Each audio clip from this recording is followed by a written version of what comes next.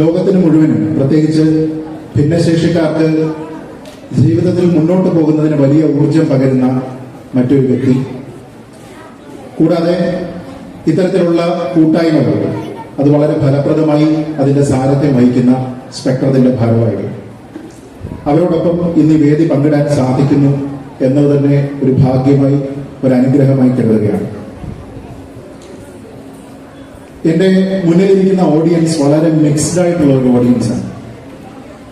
അതില് ചെറിയ കുട്ടികൾ മുതൽ മുതിർന്ന ആൾക്കാർ വരെയുള്ളൂ. ഈ രണ്ട് ആൾക്കാരിൽ ആരെ അഡ്രസ് ചെയ്ത് സംസാരിക്കണം എന്ന കാര്യത്തിൽ വലിയ കൺഫ്യൂഷനുണ്ട്. സാധാരണഗതിയിൽ നമ്മൾ കുട്ടികളോട് സംസാരിക്കുന്ന സമയത്ത് മുതിർന്നവർക്ക് വേണമെങ്കിൽ ബോറടിക്കാം, മുതിർന്നവരോടാണ് സംസാരിക്കുന്നതെങ്കിൽ കുട്ടികൾക്ക് നിശ്ചയമായും ബോറടിക്കുകയും ചെയ്യും. അപ്പൊ ഇതിലൊരു കോമൺ ത്രെഡ് കണ്ടെത്തുക എന്ന് പറയുന്നത് അത്ര എളുപ്പമുള്ള കാര്യമല്ല. പക്ഷെ ഇന്നത്തെ ചടങ്ങിന്റെ സ്വഭാവം നമുക്കറിയാവുന്നതുപോലെ മെറിറ്റ് അവാർഡുകളാണ്. അപ്പൊ കുട്ടികളുടെ വിജയം ആഘോഷിക്കുന്നതിന്റെ ഭാഗമായിട്ടാണ് നമ്മൾ എല്ലാവരും തന്നെ ഇവിടെ ഒത്തുകൂടിയിരിക്കുന്നത്. എല്ലായ്പ്പോഴും നമ്മുടെ പഠനകാലത്തേക്ക് ഒന്ന് തിരിച്ചു പോയാൽ തന്നെ ഏതെങ്കിലും നിലയ്ക്കുള്ള ഒരു അംഗീകാരം കിട്ടുക എന്ന് പറയുന്നത് നമ്മളെ സംബന്ധിച്ചിടത്തോളം വലിയൊരു ബഹുമതിയാണ്, വലിയ നേട്ടമാണ്. സ്കൂളിലുള്ള അസംബ്ലിയിൽ കിട്ടുന്ന ഒരു റെക്കഗ്നിഷൻ, പോട്ടെ ക്ലാസ്സിൽ എല്ലാവരുടെയും കുട്ടികളുടെ എല്ലാം കയ്യടി കിട്ടുക, വലിയ വലിയ വേദികളിലേക്ക് പോയി പെർഫോം ചെയ്യുന്ന സമയത്ത് അവിടെ അതിനുള്ള ആദരവ് കിട്ടുക എന്നൊക്കെ പറയുന്നത് അങ്ങേയറ്റം വിലമതിക്കുന്ന അല്ലെങ്കിൽ വിലമതിക്കാനാവാത്ത പ്രോത്സാഹനമായിട്ടാണ് നമ്മളൊക്കെ തന്നെ സ്വീകരിച്ചിട്ടുള്ളത്.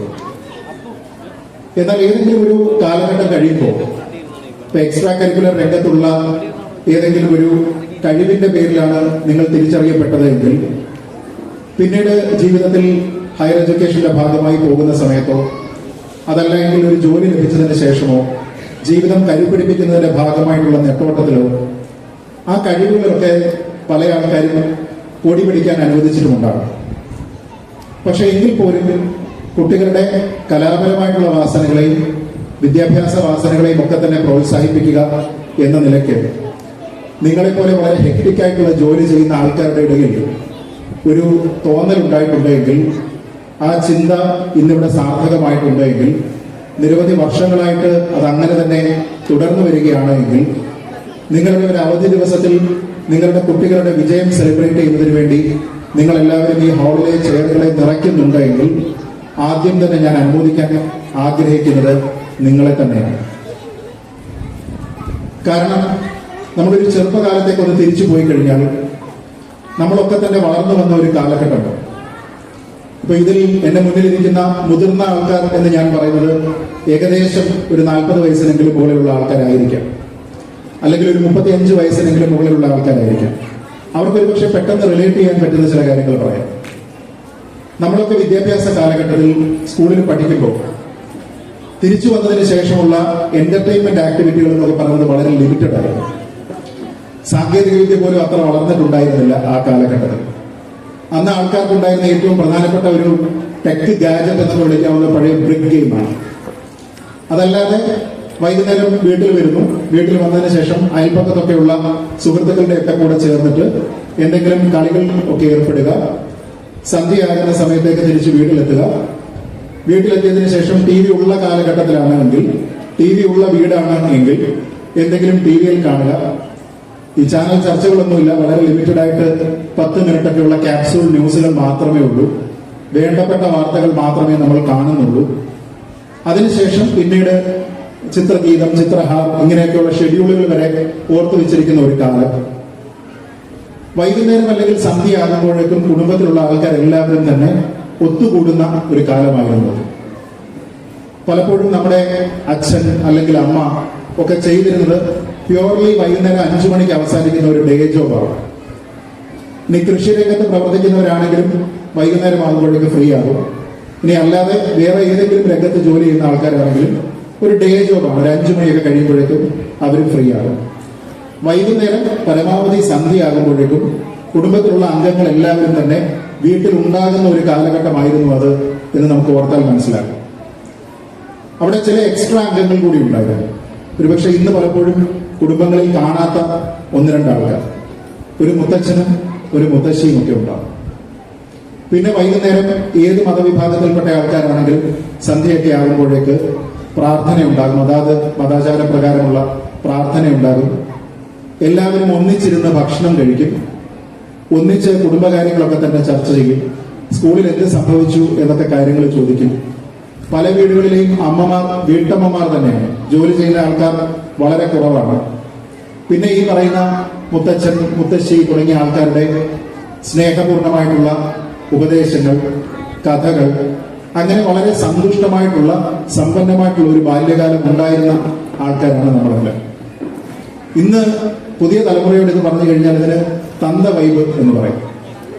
40 വയസ്സിന് മുകളിലുള്ള ഫേസ്ബുക്ക് അമ്മാവന്മാർ എന്ന രീതിയിലൊക്കെ പുച്ഛിക്കപ്പെടുന്ന തന്ത വൈബിന്റെ ഭാഗമായിട്ടുള്ള കാര്യമാണ്. പക്ഷെ ഇന്നത്തെ ഒരു തലമുറയിലേക്ക് വരുമ്പോൾ പ്രകടമായിട്ടുണ്ടായ വ്യത്യാസം, കുട്ടികൾക്ക് അവരുടെ സമയം ചെലവഴിക്കുന്നതിന് വേണ്ടി കൂടുതലായിട്ടുള്ള മാർഗങ്ങൾ കിട്ടി. നമ്മുടെ കാലത്തിൽ അത് ഉണ്ടായിരുന്നുവെങ്കിൽ ഇത്തരത്തിലുള്ള ഗാഡ്ജറ്റ് അഡിക്ഷനൊക്കെ അന്നും ഉണ്ടാകുമായിരുന്നു. പക്ഷെ അതിനുള്ള സാധ്യത ഒന്നും അന്നില്ലായിരുന്നു. അതുകൊണ്ട് നമ്മളെല്ലാവരും പരിമിതമായിട്ടുള്ള ചില മാർഗങ്ങളെയാണ് ആശ്രയിച്ചതെങ്കിൽ ഇന്നത്തെ തലമുറയിലുള്ള കുട്ടികളെ സംബന്ധിച്ചിടത്തോളം അവർക്ക് ഗാഡ്ജറ്റ്സ് ഉണ്ട്, ഐപാഡുകളുണ്ട്, അതിൽ ഗെയിമുകളുണ്ട്. ഇനി സ്വന്തമായിട്ട് കോഡ് ചെയ്യാനും മറ്റു താല്പര്യമുള്ള ആൾക്കാർക്ക് അത് ചെയ്യാം. ചെസ് വിദഗ്ധന്മാരായിട്ടുള്ള ആൾക്കാരുണ്ട്. മറ്റു പല കാര്യങ്ങളിൽ വ്യാപരിക്കുന്ന കുട്ടികൾ. ഒപ്പം പണ്ടത്തെ കാലത്ത് നിന്ന് ഇന്ന് പ്രകടമായിട്ടുള്ള ഒരു വ്യത്യാസം, അച്ഛനും അമ്മയും ഒക്കെ കൃത്യമായിട്ട് വൈകുന്നേരങ്ങളിൽ എത്തിച്ചേരണമെന്ന് നിർബന്ധമില്ല. പണ്ട് ഏറിയ കൂടും വീടുകളിൽ അമ്മമാർ വീട്ടിൽ തന്നെ എപ്പോഴും ഉണ്ടായിരുന്നുവെങ്കിൽ ഇന്നത്തെ ഒരു ജീവിത സാഹചര്യം നോക്കിയാൽ പണ്ടുണ്ടായിരുന്ന കുടുംബത്തിന്റെ ഒരു കൺസ്ട്രക്ട് തന്നെ മാറിപ്പോയതായിട്ട് മനസ്സിലാക്കാം. ഇന്ന് രണ്ടുപേരും വർക്കിംഗ് പേരൻസ് ആണ്. ഭാര്യയും ഭർത്താവും ജോലി ചെയ്യുന്നു. രണ്ടുപേരും ഒരേ സ്ഥലത്താണെങ്കിൽ പരമഭാഗ്യം. ഇനി അതല്ല, വ്യത്യസ്ത സ്ഥലത്താണെങ്കിൽ അതാണ് പരമഭാഗ്യം എന്ന് കരുതുന്നവരുണ്ട്. പക്ഷെ എങ്കിൽ പോലും വൈകുന്നേരങ്ങളിൽ ഒത്തുചേരാൻ കഴിയുന്ന കുടുംബങ്ങൾ പോലും കുറവാണ്. നേരത്തെ പറഞ്ഞിരുന്ന 2 എക്സ്ട്രാ അംഗങ്ങൾ ഇന്ന് തീരെയില്ല. മുത്തച്ഛനും മുത്തശ്ശിയും ഒക്കെ തന്നെ നാട്ടിലാണ്, അവരവരുടെ വീടുകളിലാണ്. ജോലി സംബന്ധമായിട്ടുള്ള സൗകര്യം നോക്കിയിട്ട് പട്ടണത്തിലേക്ക് അല്ലെങ്കിൽ കുറച്ചുകൂടി സൗകര്യമായിട്ടുള്ള ഒരു സ്ഥലത്തേക്ക് ചേക്കേറിയിരിക്കുന്ന മാതാപിതാക്കളും അവരുടെ 1 or 2 മക്കളും ഒക്കെ അടങ്ങിയിരിക്കുന്ന നമ്മൾ പറയുന്ന ന്യൂക്ലിയർ ഫാമിലി അല്ലെങ്കിൽ അണുകുടുംബം എന്ന നിലയിലേക്ക് നമ്മളൊക്കെ തന്നെ മാറിയിരിക്കും. വേണമെന്ന് കരുതി ഉണ്ടായിരിക്കുന്ന ഒരു മാറ്റമാണ് എന്ന് പറയാൻ കഴിയില്ല. പക്ഷേ necessitated by reasons beyond our control എന്ന് പറയും. ജോലി സംബന്ധമായ കാര്യങ്ങൾ, ജോലിയുടെ സ്വഭാവം മാറിയിട്ടുണ്ട്. കമ്പ്യൂട്ടറൈസേഷൻ വലിയൊരു പാർട്ട് വഹിക്കുന്നുണ്ട്. പണ്ടുണ്ടായിരുന്ന തരത്തിലുള്ള ഡെസ്ക് ജോബുകളല്ല ഇന്ന് കൂടുതലായിട്ടുള്ളത്.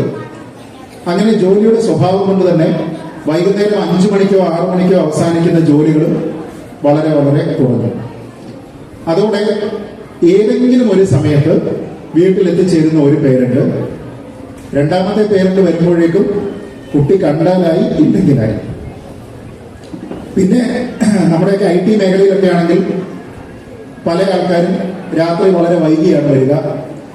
കുട്ടികൾ ഉണരുന്ന സമയത്തിന് മുമ്പ് തന്നെ അടുത്ത ദിവസത്തെ ഓഫീസിലെ ജോലിക്ക് വേണ്ടിയിട്ട് പോകുന്ന ആൾക്കാരുണ്ടാകും. പിന്നെ ഓൺസൈറ്റ് എന്ന് പറയുന്ന മനോഹരമായിട്ടുള്ള ഒരു വാക്കുണ്ട്, ആ രീതിയിൽ പോകുന്ന ആൾക്കാരുണ്ടാകും. കുറെ കാലം കഴിഞ്ഞിട്ടൊക്കെ ചെറിയ മക്കളെയൊക്കെ കാണാൻ വേണ്ടിയിട്ട് തിരിച്ചു വരുമ്പോൾ അമ്മ ഏതായി അങ്കിൾ എന്ന് ചോദിക്കുന്ന നിലയിലേക്ക് പോലും കാര്യങ്ങൾ എത്തിയിട്ടുണ്ട് എന്ന് പറയുന്ന സുഹൃത്തുക്കളുണ്ട്. ഞാൻ നേരത്തെ പറഞ്ഞതുപോലെ ഇത് നെസസിറ്റേറ്റഡ് ആയതാണ്. നമ്മുടെ ജോലികളുടെ സ്വഭാവം മാറിയതുകൊണ്ടും ആ ജോലികൾ ഏതൊക്കെ മേഖലകളിലാണ് കേന്ദ്രീകരിച്ചിരിക്കുന്നത് എന്നത് മാറിയതുകൊണ്ടും നമുക്ക് പലപ്പോഴും നമ്മുടെ തറവാട് എവിടെയാണോ, നമ്മുടെ കുടുംബം എവിടെയാണോ അവിടെ നിൽക്കാനോ പഴയതുപോലെയുള്ള ഒരു ഫാമിലി ഡെവലപ്പ് ചെയ്യാനോ സാധിക്കാതെ വരുന്ന ഒരു സാഹചര്യം.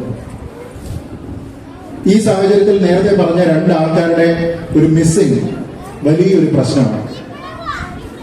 മുത്തച്ഛൻ, മുത്തശ്ശി എന്ന് പറയുന്ന ആൾക്കാർ ഓൾമോസ്റ്റ് ഓരോ കുടുംബത്തിലും ഇല്ല. അച്ഛനും അമ്മയും ഒക്കെ ഏതെങ്കിലും സമയത്ത് വരുന്ന രീതി, ചെറിയ പ്രായം മുതൽ തന്നെ കുട്ടികളെ നോക്കാനായിട്ട് മറ്റുള്ള ആൾക്കാർ. അപ്പൊ കുട്ടികളെ വളർത്തുക എന്ന് പറയുന്ന പേരന്റിങ്ങിന്റെ പ്രാഥമിക ശില, ഒന്നാമത്തെ പടി എന്ന് പറയുന്നത് നമ്മൾ മറ്റൊരാളിന് ഔട്ട്സോഴ്സ് ചെയ്യും. വരുമാനം അത്യാവശ്യമായിട്ടുള്ള ഏതോ ഒരു കുടുംബത്തിലുള്ള ഏതോ ഒരു ചേച്ചി എല്ലാ ദിവസവും രാവിലെ നമ്മൾ ഓഫീസിൽ പോകുന്നതിന് മുമ്പ് വീട്ടിലെത്തി നമ്മുടെ കുട്ടിയുടെ ഡേ ജോബ് നോക്കുകയാണ് വൈകുന്നേരം വരെ, അതല്ല എങ്കിൽ ഒരു പേരന്റെങ്കിലും വീട്ടിലെത്തുന്നത് വരെ. സ്വഭാവ രൂപീകരണത്തിൽ ഏറ്റവും പ്രാധാന്യമുള്ള ആ ഒരു ഫോർമറ്റീവ് ഇയേഴ്സാണ്.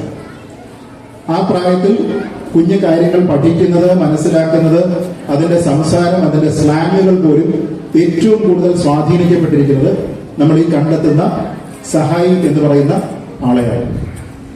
ഒരുപക്ഷെ ചെറിയ കുട്ടികൾക്ക് ഏറ്റവും കൂടുതൽ അറ്റാച്ച്മെന്റ് പോലും ഉള്ളത് അവരെ ഈ നോക്കുന്ന ആൾക്കാരോടാണ്. അമ്മയേക്കാളേറെ, അച്ഛനേക്കാളേറെ ഒക്കെ തന്നെ കൂടുതൽ ഇഷ്ടം ഇവരോടാകുന്നതിന്റെ കാരണം എല്ലായ്പ്പോഴും അവരുടെ സാമീപ്യമാണ്. ബാക്കി സമയത്തൊക്കെ കുട്ടി ഉറക്കമാണ്.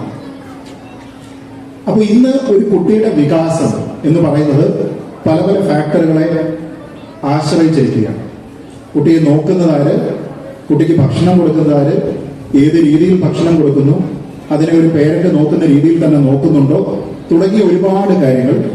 പിന്നീട് ആ കുട്ടി വളർന്നു വരുന്ന സമയത്തിനനുസരിച്ച് അതിന്റെ ഒരു സ്വഭാവ രൂപീകരണത്തിന്റെ ഭാഗമായിട്ട് പോലും മറ്റുള്ള പല എക്സ്റ്റേണൽ ഇൻഫ്ലുവൻസസ് ആ കുട്ടിക്ക് ഉണ്ടാകാനുള്ള സാധ്യതയുള്ള ഒരു കാലമാണ്. നമ്മളൊക്കെ പണ്ട് സ്കൂളിൽ പഠിക്കുന്ന സമയത്തൊക്കെ ഈ ക്ലിനിക്കൽ സൈക്കോളജി എന്നോ അല്ലെങ്കിൽ ഒരു സൈക്കോളജിസ്റ്റിന്റെ ആവശ്യം സ്കൂൾ കുട്ടികൾക്കുണ്ടോ എന്നൊക്കെ ചോദിച്ചു കഴിഞ്ഞാൽ ബ്ലിഗസ്യ എന്നിരിക്കുന്ന ആൾക്കാരായിരിക്കും നമ്മളെല്ലാം.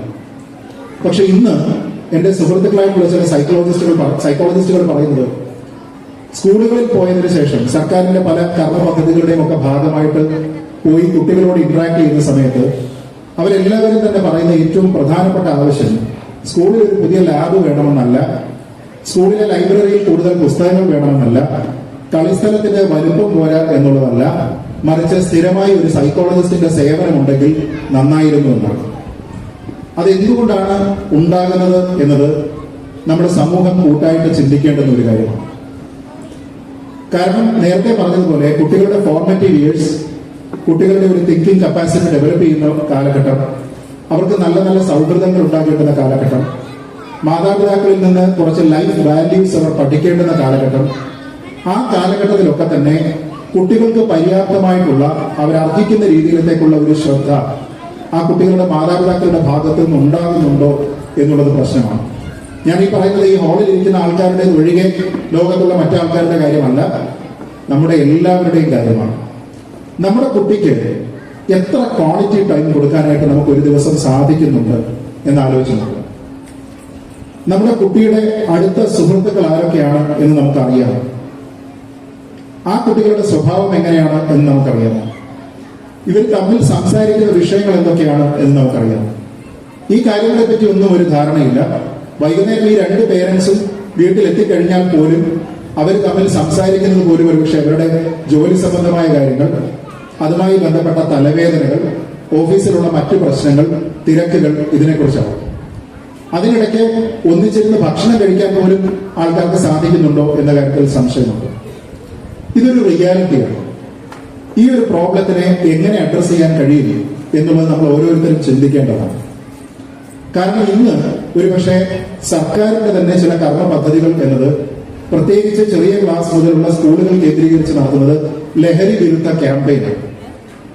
പണ്ട് കാലത്ത്, ഞാൻ നേരത്തെ പറഞ്ഞ നമ്മളുടെയൊക്കെ കുട്ടിക്കാലത്ത്, കുട്ടികൾ ലഹരി ഉപയോഗിക്കുന്ന രീതിയിലേക്ക് നമ്മൾ കേട്ടിട്ട് പോലും ഉണ്ടായിരുന്നില്ല.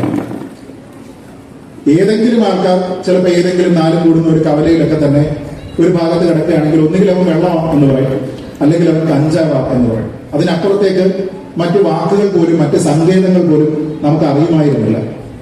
പക്ഷെ ഇന്ന് അങ്ങനെയല്ല. വളരെ വ്യാപകമായി സിന്തറ്റിക് ഡ്രഗുകൾ ഉപയോഗിക്കുന്ന ആൾക്കാർ പല ആൾക്കാരുമുണ്ട്. നമുക്ക് ഈ ഇങ്ങനെ ആൾക്കാരോട് സംസാരിക്കുമ്പോൾ അറിയാം, എന്റെ മോൻ വെറുതെ പുകവലിക്കുകയോ അല്ലെങ്കിൽ മദ്യപിക്കുകയോ മാത്രമായിരുന്നുവെങ്കിൽ കുഴപ്പമില്ലായിരുന്നു എന്ന് പറയുന്ന ആൾക്കാർ വരെയുണ്ട്. എന്ന് വെച്ചാൽ അതൊക്കെ ലെസർ ക്രൈമായി മാറുകയും ഗ്രേറ്റർ ക്രൈംസ് വേറെ ഉണ്ടാവുകയും ചെയ്യുന്നു എന്നർത്ഥം. അപ്പൊ ആ നിലയ്ക്ക് സർക്കാരിന് പോലും ഇവിടെ ഒരു പ്രധാനപ്പെട്ട ഇടപെടൽ ആവശ്യമുണ്ട് എന്ന രീതിയിലത്തേക്ക് ചിന്തിക്കാൻ പറ്റുന്ന, അതിനു വേണ്ടുന്ന പദ്ധതികൾ ആവിഷ്കരിക്കാൻ പറ്റുന്ന, അതിനുവേണ്ടി സെലിബ്രിറ്റീസിനെ ഉൾപ്പെടെ കൊണ്ടുവന്ന് സ്കൂളുകൾ കേന്ദ്രീകരിച്ച് ക്യാമ്പയിനുകൾ നടത്തുന്ന മാധ്യമ സ്ഥാപനങ്ങളോട് അതിന് സഹായം തേടുന്ന ഒരവസ്ഥയിലേക്ക് നമ്മുടെ നാട് എത്തിയിട്ടുണ്ട് എങ്കിൽ അതിന്റെ റൂട്ട് കോസ് ആരംഭിക്കുന്നത് ഈ സ്കൂളിന് നേരെ പുറത്തുള്ള ലഹരി വിൽക്കുന്ന കേന്ദ്രങ്ങളിൽ നിന്നല്ല, മറിച്ച് നമ്മുടെ തന്നെ കുടുംബങ്ങളിൽ നിന്നാണ്. അതർവൈസ് വളരെ ഹാപ്പിയായി നടക്കുന്ന ഒരു തീരെ ചെറിയ പ്രായമുള്ള ഒരു കുട്ടി ഏതെങ്കിലും ഒരു കാലഘട്ടമാകുമ്പോഴേക്കും പെട്ടെന്ന് അന്തർമുഖനായി പോകുന്നത്, റൂമിൽ ഇങ്ങനെ മുറി അടച്ചതിന് ശേഷം കൂടുതൽ സമയം സ്പെൻഡ് ചെയ്യുന്നത്, പുതിയ സുഹൃത്തുക്കൾ ഉണ്ടാകുന്നത്, സാധാരണയുള്ള സുഹൃത്തുക്കളിൽ നിന്ന് വിട്ടുമാറുന്നത്, അധികം സംസാരിക്കാൻ താല്പര്യപ്പെടാത്തത്, തൊട്ടതിനും പിടിച്ചതിനുമെല്ലാം ദേഷ്യം വരുന്നത്, അങ്ങനെയുള്ള ബിഹേവിയറൽ ചേഞ്ചസ് ഒരു കുട്ടിക്ക് ഉണ്ടാകുമ്പോൾ എത്ര രക്ഷകർത്താക്കൾ അതൊരു ഇന്റർവെൻഷൻ ആവശ്യമുള്ള ഘട്ടമാണ് എന്ന് ചിന്തിക്കും. എല്ലായ്പ്പോഴും ഇന്റർവെൻഷൻ എന്ന് പറഞ്ഞത് ക്ലിനിക്കൽ ആകണം എന്നില്ല. നേരെ മറിച്ച് തുറന്ന ഹൃദയത്തോടുകൂടി, തുറന്ന മനസ്സോടുകൂടി കുട്ടിയോട് സംവദിക്കാൻ, കുട്ടിയുടെ പ്രശ്നം എന്താണ് എന്ന് മനസ്സിലാക്കാൻ നമുക്ക് കഴിയുന്നുണ്ടെങ്കിൽ അതാണ് ഏറ്റവും നല്ല പേരന്റ്. കുട്ടിക്ക് ആവശ്യമുള്ള കാര്യങ്ങളെല്ലാം വാങ്ങിക്കൊടുക്കുന്ന ഒരു അച്ഛനാണ് ഞാൻ, അല്ലെങ്കിൽ അങ്ങനെയുള്ള ഒരു അമ്മയാണ് ഞാൻ എന്ന് ഉള്ളിലെങ്കിലും അഹങ്കരിക്കുന്ന ആൾക്കാരുണ്ടാവും. ഒരു കാര്യമില്ല, നിങ്ങൾക്ക് പണമുണ്ടെങ്കിൽ പണം ചെലവഴിക്കാനുള്ള ഒരു മനസ്സുണ്ടെങ്കിൽ മറ്റാർക്കും സാധ്യമാകുന്ന കാര്യം തന്നെയാണ്. പക്ഷെ നിങ്ങളുടെ സമയം നിങ്ങളുടെ കുട്ടിക്ക് കൊടുക്കാനായിട്ട് നിങ്ങൾക്ക് സാധിക്കുന്നുണ്ടെങ്കിൽ അതിനപ്പുറത്തേക്കുള്ള ഒരു ഗിഫ്റ്റ് കുട്ടിക്ക് കൊടുക്കേണ്ടതില്ല. വളരെ ഫേമസ് ആയിട്ടുള്ള ഒരു കോട്ടുണ്ട്, കുട്ടികൾക്ക് ചെറിയ പ്രായത്തിൽ വേണ്ടത് പ്രസൻസ്, PRESENCE, പ്രസൻസ് അല്ല, പേരൻസിന്റെ പ്രസൻസ് ആണ്, PRESENCE. അത് നമ്മൾ തിരിച്ചറിയുന്നുണ്ടോ എന്നുള്ളത് പ്രധാനമാണ്. നമ്മൾ പലപ്പോഴും ചർച്ചകളിലൊക്കെ പങ്കെടുക്കുന്ന സമയത്ത് ആൾക്കാരോട് ഏതെങ്കിലും ഒരു കാര്യം ആർട്ടിക്കുലേറ്റ് ചെയ്ത് കൊടുക്കുന്ന സമയത്ത് പറയും, ഇതൊക്കെ നിങ്ങൾക്ക് മനസ്സിലാക്കാവുന്ന കാര്യമേ ഉള്ളൂ, ഇത് റോക്കറ്റ് സയൻസ് അല്ല എന്ന് പറയുന്നത്. എന്ന് വെച്ചാൽ റോക്കറ്റ് സയൻസ് അത്രത്തോളം കോംപ്ലിക്കേറ്റഡ് ആണ് എന്നും അത് അങ്ങനെ വ്യാഖ്യാനിച്ചു കൊടുക്കാൻ എളുപ്പമല്ല എന്നുമുള്ള ഒരു മീനിങ് എത്തുന്നു. പക്ഷെ ഞാനിവിടെ സംസാരിക്കുന്ന ആൾക്കാരോട് ആരാണ്? റോക്കറ്റ് സയൻസ് അറിയുന്ന ആൾക്കാരെ കുറിച്ചാണ്, അല്ലെങ്കിൽ അവരോടാണ്, ആ മേഖലയിൽ പ്രവർത്തിക്കുന്ന ആൾക്കാരോടാണ് ഇത് പറയുന്നത്. പക്ഷെ അതിനേക്കാൾ പ്രാധാന്യത്തോടുകൂടി വ്യക്തി ജീവിതത്തിൽ ഭാവിയെ കരുപിടിപ്പിക്കുന്നതിന്റെ ഭാഗമായി നിങ്ങൾ സമയം ചെലവഴിക്കേണ്ടുന്ന ഒരു മേഖല നിങ്ങളുടെ കുടുംബം തന്നെയാണ്. രാഷ്ട്ര നിർമ്മാണം എന്നുള്ള ഒരു കാര്യത്തിലേക്ക് ആത്മാർത്ഥമായി നിങ്ങളുടെ മനസ്സ്, അധ്വാനം എല്ലാം കൊടുത്തുകൊണ്ട് നിങ്ങൾ പ്രവർത്തിക്കുമ്പോൾ അതിന്റെ ഒരു പിന്തുടർച്ച ഭാവിയിലും ഉണ്ടാകുന്നതിന് വേണ്ടി രാജ്യത്തിനെ നിങ്ങൾ ഇപ്പോൾ കാണിച്ചു കൊടുക്കുന്ന പാതയിലൂടെ ഇതിനേക്കാൾ വർദ്ധിതമായ പ്രവേഗത്തോടു കൂടി സഞ്ചരിക്കാൻ പുതിയൊരു തലമുറ ഇവിടെ ഉണ്ടാകണമെങ്കിൽ ആ തലമുറയ്ക്ക് ഇന്ന് അർഹിക്കുന്ന പ്രാധാന്യം, ശ്രദ്ധ നമ്മൾ നൽകിയേ മതിയാകും. ആ ഒരു കോണ്ടെക്സിലാണ് ഇത്തരത്തിലുള്ള കൂട്ടായ്മകളെ, ഇത്തരത്തിൽ കുട്ടികളുടെ മികച്ച നേട്ടങ്ങളെ, അവരുടെ എക്സലൻസിനെ സെലിബ്രേറ്റ് ചെയ്യുന്ന ഒക്കേഷൻസിന്റെ പ്രാധാന്യം വർദ്ധിക്കുന്നു. അല്ലാതെ കേവലം നമുക്ക് പോയി ഒരു അവാർഡ് ഫംഗ്ഷനിൽ പങ്കെടുക്കാം, അവിടെ ആരെങ്കിലും വരുന്നുണ്ട്, കുറച്ചു നേരം നമുക്കവിടെ സ്പെൻഡ് ചെയ്യാം എന്ന മെന്റാലിറ്റിക്ക് പകരം നിങ്ങൾ നിശ്ചയമായും ചിന്തിച്ചിട്ടുണ്ട് എന്നാണ് ഞാൻ മനസ്സിലാക്കുന്നത്.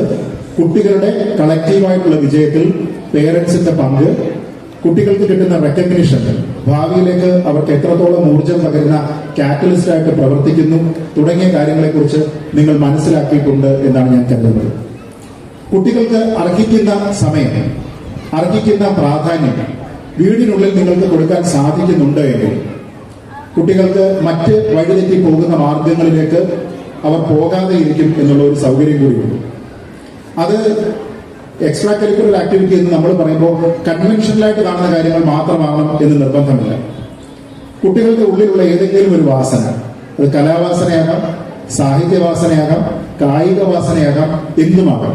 പാട്ട് പാടാൻ കഴിയുന്ന കുട്ടിയാണെങ്കിൽ പാട്ട് പാടട്ടെ, ഡാൻസ് ചെയ്യാൻ കഴിയുന്ന കുട്ടിയാണെങ്കിൽ ഡാൻസ് ചെയ്യട്ടെ, ഏതെങ്കിലും വാദ്യോപകരണങ്ങൾ വായിക്കാൻ തൽപരരായിട്ടുള്ള കുട്ടികളാണെങ്കിൽ അത് ചെയ്യട്ടെ, വരയ്ക്കുന്ന കുട്ടികളാണെങ്കിൽ അത് ചെയ്യട്ടെ, നന്നായി ആർട്ടിക്കുലേറ്റ് ചെയ്യുന്ന കുട്ടികളാണെങ്കിൽ അത് ചെയ്യട്ടെ, കളികളിൽ താല്പര്യമുള്ള കുട്ടികളാണെങ്കിൽ പോയി ക്രിക്കറ്റും ഫുട്ബോളും ബാഡ്മിന്റണും ഒക്കെ കളിക്കട്ടെ എന്ന രീതിയിലേക്ക് അവർക്ക് സ്വാതന്ത്ര്യം നൽകണം. ഇന്ന് പലപ്പോഴും കണ്ടുവരുന്നത് കുട്ടി മണ്ണിൽ തൊട്ടാൽ പ്രശ്നം, കുട്ടി മഴ നനഞ്ഞാൽ പ്രശ്നം.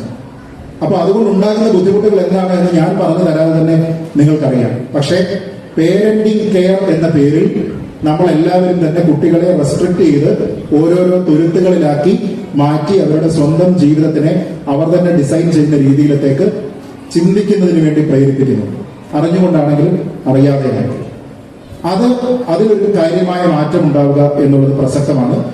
അതുകൊണ്ട് ഇനി ആരെങ്കിലും അഥവാ അങ്ങനെ ചിന്തിച്ചിട്ടില്ല എങ്കിൽ ഇന്നു മുതൽ നിങ്ങളുടെ കുട്ടി എന്ത് ചെയ്യുന്നു, നിങ്ങളുടെ കുട്ടിയുടെ താല്പര്യങ്ങൾ എന്തൊക്കെയാണ്, സ്കൂളിൽ പോയി പഠിക്കുന്നതിനപ്പുറത്തേക്കുള്ള താല്പര്യങ്ങൾ എന്തൊക്കെയാണ്, ആ കുട്ടിയുടെ അടുത്ത സുഹൃത്തുക്കൾ ആരൊക്കെയാണ്, ആ കുട്ടി അവനോ അവളോ ഇരിക്കുന്ന ബെഞ്ചിൽ അപ്പുറവും ഇപ്പുറവും ഇരിക്കുന്ന കുട്ടികൾ ആരാണ്, അവരുടെ പേരൻസ് എന്ത് ചെയ്യുന്നു, ആ കുട്ടികളുടെ താല്പര്യങ്ങൾ എന്താണ് തുടങ്ങിയ കാര്യങ്ങളെങ്കിലും അന്വേഷിക്കാനായിട്ട് ആത്മാർത്ഥമായിട്ട് ശ്രമിക്കണം എന്നുള്ള ഒരു റിക്വസ്റ്റ് മാത്രമാണ് എനിക്ക് നിങ്ങളുടെ മുന്നിൽ വെക്കാനുള്ളത്. കാരണം അങ്ങനെയാണ് എങ്കിൽ നമ്മൾ ഇന്ന് സമൂഹത്തെ കാർന്നു തിരുന്ന, ഭാവിയെ നശിപ്പിക്കുന്ന ലഹരി പോലെയുള്ള വലിയ സാമൂഹ്യ മാരണങ്ങൾ സമൂഹത്തിൽ ഉണ്ടാകാതെ ഇരിക്കാൻ, നമ്മുടെ ഭാവിയെ നശിപ്പിക്കാതെ ഇരിക്കാൻ കൂട്ടായിട്ടുള്ള ഒരു തീരുമാനം സർക്കാരും മാധ്യമങ്ങളും മറ്റ് സന്നദ്ധ സംഘടനകളും ചെയ്യുന്നതിനോടൊപ്പം ചെയ്യാനായിട്ട് നമുക്കും സാധിക്കും. അതിനുള്ള ഒരു ചെറിയ തിരുനാളം നമുക്ക് വീടുകളിൽ നിന്ന് തന്നെ കൊളുത്താനായിട്ട് സാധിക്കും.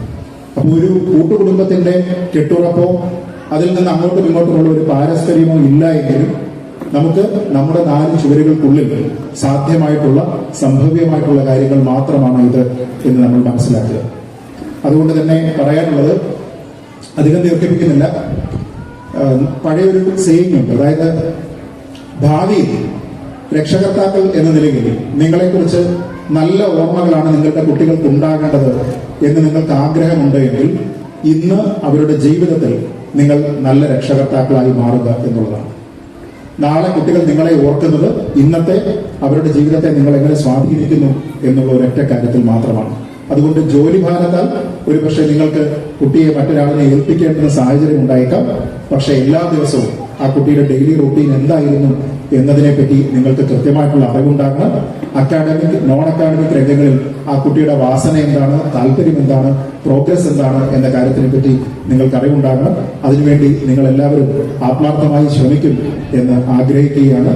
ഒപ്പം സ്പെക്ട്രത്തിന് ഭാവിയിൽ ഇനിമേലിനും എല്ലാ പ്രവർത്തനങ്ങൾക്കും ഇത്തരത്തിലുള്ള എല്ലാ കൂട്ടായ്മകൾക്കും പുതിയ വർദ്ധിത ഊർജം ഉണ്ടാകട്ടെ എന്ന് ദേവിയുടെ നാമത്തിൽ പ്രാർത്ഥിച്ചുകൊണ്ട് നിർത്തുന്നു. നന്ദി, നമസ്കാരം, ജയ് Hind. Thank you, sir, for motivating our children as well as their parents. Dr. Anup Priyam is a highly respected oncologist based at Regional Cancer Center, Trivandrum. With extensive experience in the field of oncology, Dr. Anup has made significant contributions to cancer care, treatment and research. His work spans multiple facets of oncology, from chemotherapy and radiotherapy to newer modalities like immunotherapy and targeted therapy. Dr. Anup continues to play a crucial role in the fight against cancer, offering hope and comprehensive care to his patients while contributing to larger medical community through research and education. With all love and respect, I request Sri Dr. Anup sir to address the gathering.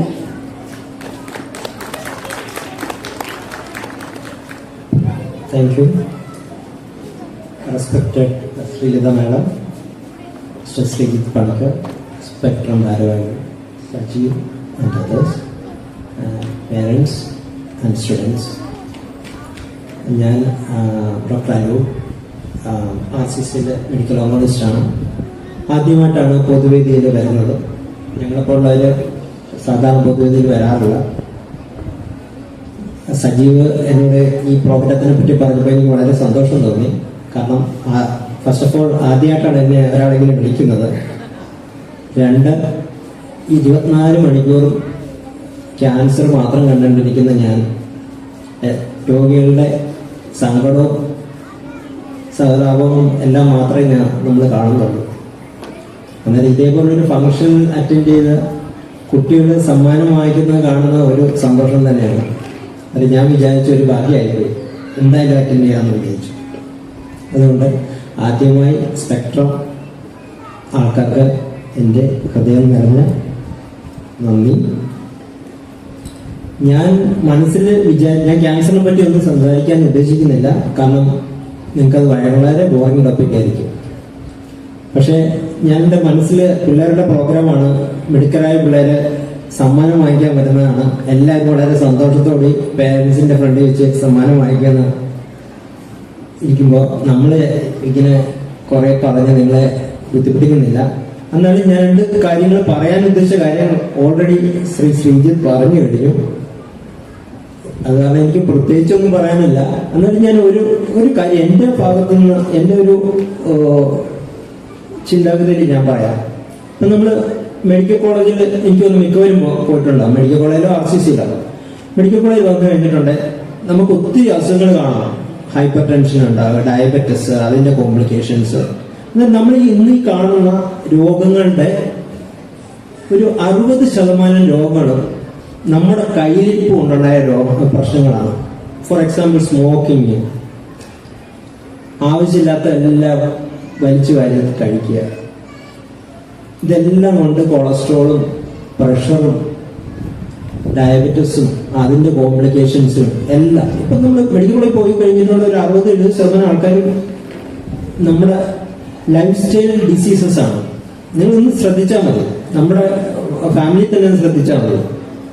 എത്ര പേർക്ക് ജനിതകമായിട്ടുള്ള അസുഖങ്ങളുണ്ട്?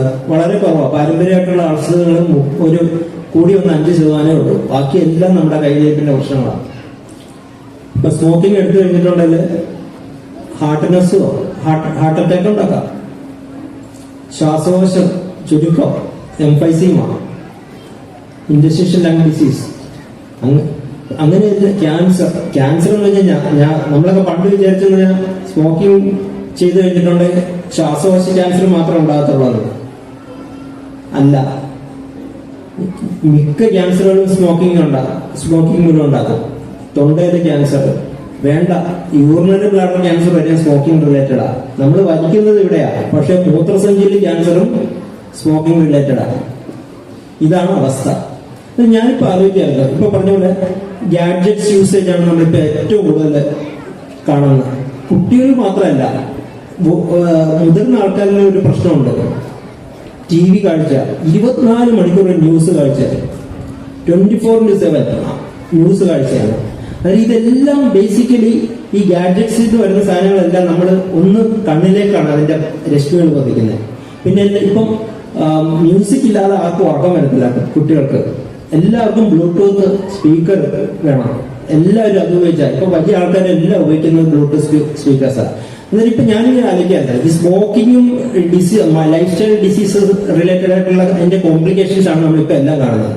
എന്നാൽ ഇപ്പൊ ഈ mobile യൂസേജും ഒക്കെ വന്ന് over usage വരുമ്പോൾ ഇതിന്റെ complication നമ്മൾ ഇനി കാണാനിരിക്കുന്നേ ഉള്ളൂ. ആക്ച്വലി ഒരു 20 വർഷം കഴിഞ്ഞാലേ ഇതിന്റെ സൈഡ് ഇഫക്ട്സ് എന്താണെന്ന് നമുക്ക് മനസ്സിലാകത്തുള്ളൂ.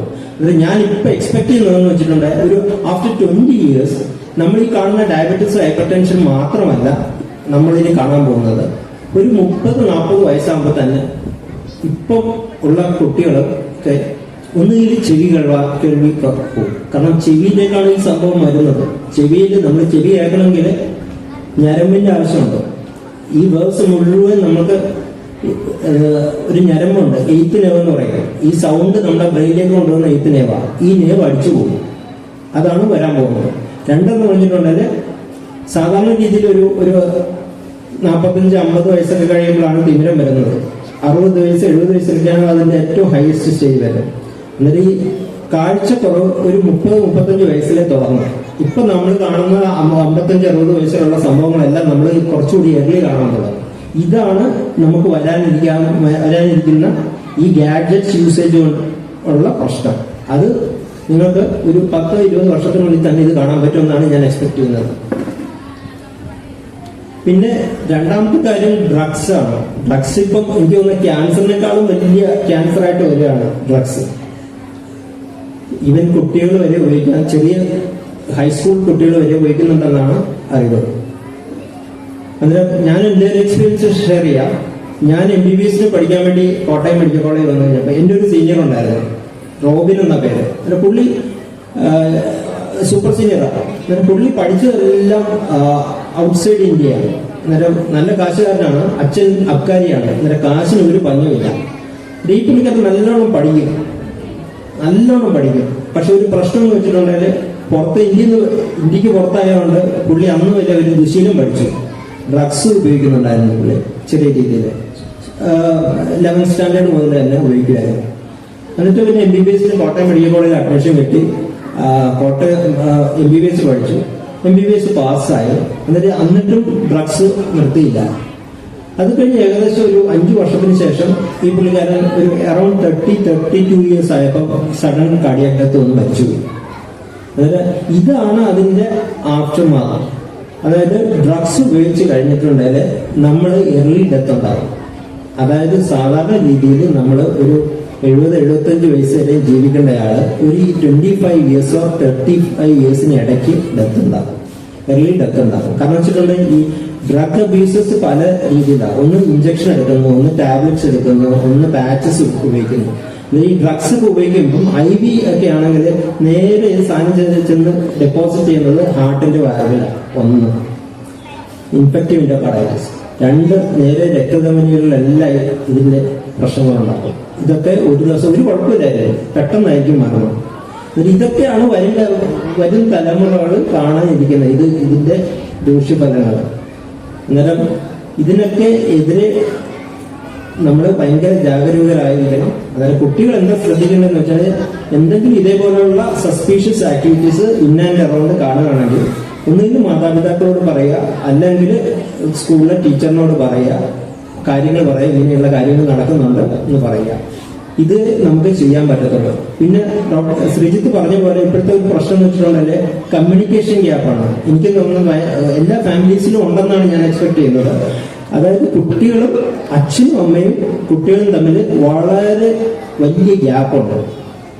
കാരണം പറഞ്ഞ പോലെ ഇപ്പൊ നമുക്ക് മുത്തശ്ശന്മാരില്ല, മുത്തശ്ശിയില്ല, കളിക്കാൻ ആൾക്കാരില്ല. കുട്ടികളുടേതായ സ്വന്തം ലോകത്ത് നിൽക്കുകയാണ്. അവർക്ക് ഒരു സ്ട്രെസ് ഉണ്ടാകുകയാണെങ്കിൽ അത് അച്ഛനും അമ്മയോട് പറയാനുള്ള പറയാൻ പേടിയാ. എന്തെങ്കിലും ഒരു പ്രശ്നം ഉണ്ടാകുകയാണെങ്കിൽ, സ്കൂളിൽ ഒരു പ്രശ്നം ഉണ്ടാകുകയാണെങ്കിൽ അത് അച്ഛൻ അറിഞ്ഞു കഴിഞ്ഞിട്ടുണ്ടല്ലോ, അല്ലെങ്കിൽ അച്ഛനോട് പറഞ്ഞു കഴിഞ്ഞാൽ അച്ഛൻ ദേഷ്യപ്പെടും, അല്ലെങ്കിൽ ഇറിറ്റേറ്റഡ് ആവും. അതുകൊണ്ട് പറയത്തില്ല. ഇതിങ്ങനെ മനസ്സിൽ ഇങ്ങനെ വെച്ച് ഏറ്റവും അവസാനം ഡിപ്രഷൻ അടിച്ച് സൂയിസൈഡ് ചെയ്യും. ഇതാണ് ഇപ്പോൾ ഉള്ളൊരു ട്രെൻഡ് കാണുന്നത്. എനിക്ക് തോന്നുന്നു നിങ്ങൾ അദ്ദേഹം പറഞ്ഞ പോലെ സ്കൂളിൽ PT ടീച്ചറിനേക്കാളും ഏറ്റവും ഇമ്പോർട്ടന്റ് എനിക്കുന്ന ക്ലിനിക്കൽ സൈക്കോളജിസ്റ്റ് ആണ്. അപ്പൊ എനിക്ക് തോന്നുന്നു മിക്ക കുടുംബത്തിലുണ്ട്. നമുക്ക് തന്നെ അറിയാമായിരിക്കും, ആരും അങ്ങോട്ടും ഇങ്ങോട്ടും പറയത്തില്ല. ഈ ഒരു പ്രോബ്ലംസ് ഒന്നും എല്ലാവരും ഇത് അടക്കി വെക്കാനേ ശ്രമിക്കത്തുള്ളൂ.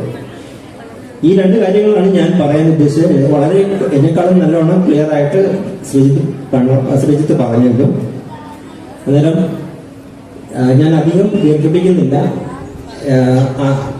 ഇവിടെ വന്നിരിക്കുന്ന എല്ലാ കുട്ടികൾക്കും എൻ്റെ കൺഗ്രാറ്റുലേഷൻസ്. എല്ലാവരും നല്ല മെഡിക്കലായ സമ്മാനം വാങ്ങിക്കാൻ വന്നിരിക്കുകയാണ്. അധികം ദീർഘിപ്പിക്കുന്നില്ല. എല്ലാവർക്കും ഭാവിയിൽ നല്ലത് വരട്ടെ എന്ന് ആശ്വസിക്കുന്നു. ഞാൻ ഇവിടെ നിർത്തുന്നു. ജയ് Hind.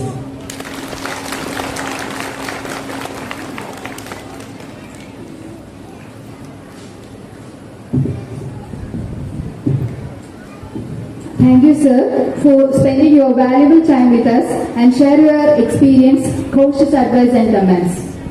Now, ladies and gentlemen, and my dear children, here is Miss Tiffany Brown, a truly miraculous woman, as fondly described by the legendary actor Bharat Mohanlal himself. Her remarkable qualities and presence have left even one of the greatest icons in all. Miss Tiffany Brown is the founder of Jyotirgamaya Foundation, a non-profit organization that teaches life skills to the blind and partially blind people. She is an advocate for an inclusive society and a campaigner for the disability rights. She is also a trainer, a coach and a great leader. She is the recipient of Nari Shakti Puraskar for Empowering Visually Impaired Women 2022, International Women's Day Award from Delhi Commission for Women, Inspiring Women's Award from the EIT NASCO in 2021, Holman Prize from the Lighthouse for the Blind 2020 and Lord Moore Awards. And now I invite Ms. Tiffany Ma'am to deliver a talk and share her inspiring journey with us.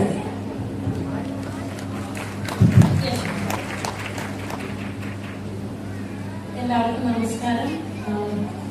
എല്ലാവരും അതിനെപ്പറ്റി Sreejith sir ചോദിച്ചതുപോലെ തന്നെയാണ്. ഇംഗ്ലീഷാണോ മലയാളമാണോ prefer ചെയ്യുന്നതെന്ന് ചോദിക്കാൻ ഉറക്കെ പറയണം. കാരണം നിങ്ങൾ കൈ പൊക്കിക്കഴിഞ്ഞാൽ എനിക്ക് കാണുന്നില്ല. So you like me to speak in English or in Malayalam or both together? Okay, thank you children. അപ്പം ഞാൻ ടിഫ്നി ബ്രാഡാണ്. ഞാൻ ഇവിടുത്തെ കുട്ടികൾക്കൊക്കെ എന്നെ കാണാമോ? ഞാൻ നിങ്ങളെക്കാളും കുറച്ച് ഡിഫറെന്റ് ആണല്ലേ? Yeah, I cannot see, but I can hear and I can do my own things.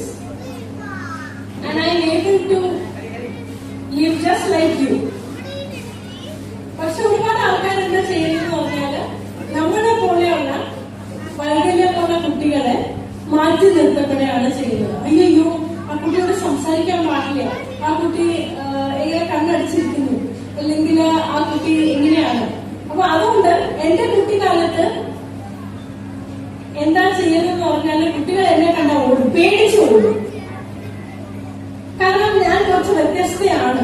എന്നെ കളിക്കാനൊന്നും കൊണ്ടുപോകില്ലായിരുന്നു, എന്നെ സിനിമയ്ക്ക് കൊണ്ടുപോകില്ലായിരുന്നു, പിക്നിക്സിൽ നിന്ന് എന്നെ ഒഴിവാക്കുമായിരുന്നു. അങ്ങനെ ഒത്തിരി ഒത്തിരി കാര്യങ്ങൾ ഉണ്ടായിരുന്നു എനിക്ക് എന്റെ കുട്ടിക്കാലത്ത്. അപ്പൊ എന്റെ കുട്ടിക്കാലം വളരെ ബുദ്ധിമുട്ടുള്ള ഒരു കുട്ടിക്കാലമായിരുന്നു. I was always left out from everything. പിന്നീട് എന്റെ ഒരു കുട്ടിക്കാലത്തെ ഇൻസിഡന്റ് ഞാൻ ഇപ്പൊ ഷെയർ ചെയ്യുവാണെങ്കിൽ, ഞാൻ നിങ്ങളെ പോലെ തന്നെ ക്ലാസ്സിലായിരുന്നു.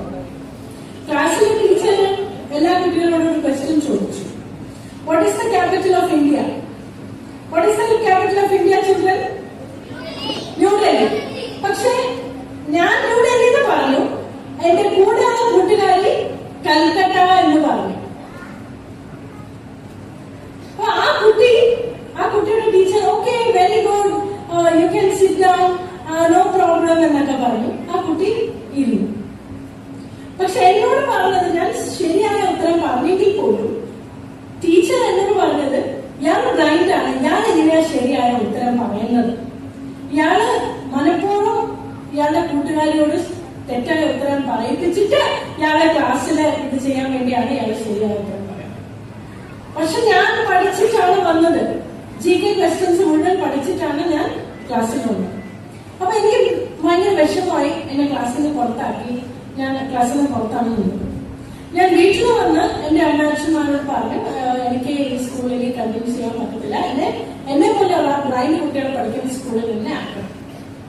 അപ്പൊ എന്റെ അമ്മ പറഞ്ഞില്ല, അങ്ങനെ പറ്റത്തില്ല, ഈ സ്കൂൾ നല്ല സ്കൂളാണ്, എത്ര ഫീസ് അടിച്ചിട്ടാണ് നമ്മൾ ഇങ്ങനെ പഠിപ്പിക്കുന്നത് എന്ന് പറഞ്ഞാൽ അങ്ങനെ പേരൻസ് എന്നെ മനസ്സിലാക്കാൻ ശ്രമിച്ചില്ല. പിന്നെ കുറെ മുക്കാലം കഴിഞ്ഞ് നമ്മൾ വേറൊരു സ്ഥലത്തോട്ട് മാറി. അവിടെ ഈ പറയുന്ന സൈക്കിൾ സ്കൂളിൽ എവിടെയും അഡ്മിഷൻ കിട്ടാത്തത് കൊണ്ട് എന്നെ ബ്ലൈൻഡ് സ്കൂളിലാണ്. അവിടെ എല്ലാ കുട്ടികളും എന്നെ പോലെയായിരുന്നു. നമ്മള് സ്ട്രീമിൽ പോയി വെള്ളം എടുക്കുമായിരുന്നു, നമ്മള് കുസൃതികളെല്ലാം കളിക്കുമായിരുന്നു. കാരണം നമ്മളെല്ലാം ഒരേപോലെയാണ്. അപ്പൊ അങ്ങനെയാണ് നമ്മുടെ ഒരു ചൈൽഡ്ഹുഡ് എന്ന് പറഞ്ഞ ഒരു മനോഹരമായ ഒരു സമയമാണ് നമുക്ക്. ഈ കാലം ഒന്നും നമുക്ക് തിരിച്ചു വരാൻ പോകില്ല. We are not going to get this time back. അപ്പൊ നിങ്ങൾ ചെയ്യേണ്ടതെന്ന് പറഞ്ഞാൽ മാക്സിമം കളിക്കുക, പഠിക്കുക, പേരൻസിനോടൊപ്പം ടൈം സ്പെൻഡ് ചെയ്യുക, പേരൻസിന് ബാക്ക് ആൻസർ കഴിവതും ചെയ്യാതിരിക്കുക. പിന്നെ ഈ ഔട്ട്ഡോർ ഗെയിംസ് എന്ന് പറയുന്നത് ഇപ്പൊ നമ്മുടെ സമൂഹത്തിൽ വളരെ കുറവാണ്. നമ്മളെല്ലാവരും ഒരു ഫോൺ കിട്ടിക്കഴിഞ്ഞാൽ നമ്മൾ കഥ മതി കളിക്കാൻ. നമുക്ക് പുറത്ത് പോയി നല്ല കാറ്റ് ആസ്വദിച്ച് ഫ്രൂട്ട്സ് കഴിച്ച് വോളിബോൾ, ഫുട്ബോൾ, ക്രിക്കറ്റ് എന്നിവ വ്യത്യസ്തമായിട്ടുള്ള ഗെയിംസ് കളിച്ച് പ്രൈസുകൾ നേടി ആ ശുദ്ധ വായു ആസ്വദിച്ച് നമ്മൾ നിൽക്കുന്നതിനേക്കാളും ഇപ്പൊ നമ്മൾ എന്താണ് പ്രിഫർ ചെയ്യുന്നത്? വീഡിയോ ഗെയിംസ് കളിക്കുക, ഓരോരോ ഗെയിംസ് കളിക്കുക, വീട്ടിനകത്ത് തന്നെ ഇരിക്കുക, TV കാണുക, സോഷ്യൽ മീഡിയ കാണുക. സോഷ്യൽ മീഡിയയിൽ നല്ലതുകൊണ്ട് ചീത്തയുണ്ട്.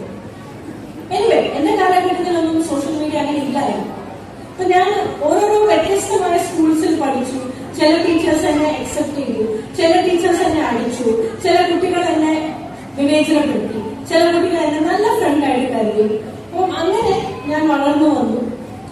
എന്നിട്ട് ഞാൻ കോളേജ് പഠിച്ചു. ഞാൻ +2 തന്നെ എനിക്ക് 10th സ്റ്റാൻഡേർഡിലൊക്കെ ബുക്സ് ഒന്നും കിട്ടാതെ വളരെ കഷ്ടിച്ചിട്ട് എന്റെ കൂടെയുള്ള റൈറ്ററിനോട് എന്നെ ഹെൽപ്പ് ചെയ്യാൻ പറഞ്ഞിട്ട് വളരെ കഷ്ടപ്പെട്ടിട്ടാണ് മാത്സ് എക്സാം പാസ്സായത്, സയൻസ് എക്സാം. പക്ഷെ അതും എന്റെ മെറിറ്റ് കൊണ്ടല്ല, എന്റെ റൈറ്റർ എന്നെ ഹെൽപ്പ് ചെയ്തുകൊണ്ടാണ് ഞാൻ പാസ്സായത്. കാരണം ഞങ്ങളെ പോലെയുള്ള കുട്ടികളെ പഠിപ്പിക്കാൻ പ്രോപ്പർ ആയിട്ടുള്ള ടീച്ചേഴ്സ്, ബ്രെയിൽ ലിപിയിലുള്ള പുസ്തകം, ഇങ്ങനത്തെ കാര്യങ്ങൾ ഒന്നും തന്നെ ഇല്ലായിരുന്നു. ക്ലാസ്സിന്റെ ഏറ്റവും അവസാനത്തെ ബെഞ്ചിൽ ഞങ്ങൾ എത്തുമായിരുന്നു, കളിയാക്കുമായിരുന്നു, പ്ലാസ്റ്റിസിനോ ക്ലേയോ വെച്ച് കളിക്കാൻ പറയുമായിരുന്നു. ഒന്നുമില്ലായിരുന്നു. കുട്ടികൾക്ക് ബ്ലൈൻഡ് ആയിട്ടുള്ള കുട്ടികൾക്ക് ഇത് ഡ്രസ്സ് ഇടാൻ, നന്നായിട്ട് ഡ്രസ്സ് ഇടാൻ പോലും ടീച്ചേഴ്സോ പേരൻസോ പഠിപ്പിക്കാനില്ല. അപ്പൊ 10ാം ക്ലാസ് എങ്ങനെയൊക്കെ പാസ്സായി. +1 എത്തിയപ്പോ ഞാൻ ഊട്ടിയിലേക്ക് പോയി. ഊട്ടിയിലെ ആർമി സ്കൂളിൽ, എന്റെ അച്ഛൻ ആർമിയിലായിരുന്നു. അപ്പൊ ആർമിയില് എനിക്ക് അഡ്മിഷൻ കിട്ടി സ്കൂളില്. ഹ്യൂമാനിറ്റീസ് എടുത്തു. അവിടെ എല്ലാ വിഷയങ്ങളും വളരെ എളുപ്പത്തോടുകൂടി കാണാൻ പഠിച്ചാൽ മതിയല്ലോ, വായിച്ചാൽ മതിയല്ലോ. പടങ്ങൾ വരയ്ക്കണ്ട, കണക്കുകൾ ചെയ്യണ്ട, വേറെ ഡിവൈസസ് ഉപയോഗിക്കേണ്ട ആവശ്യമില്ല. പക്ഷെ നമ്മള് SSLCയും മറ്റ് ക്ലാസ്സുകളിൽ നമുക്ക് വേണ്ട രീതിയിൽ മാത്തമാറ്റിക്കൽ ഡിവൈസസ് കാഴ്ച മേഖലയിലുള്ള കുട്ടികൾക്ക് ഇല്ലായിരുന്നു.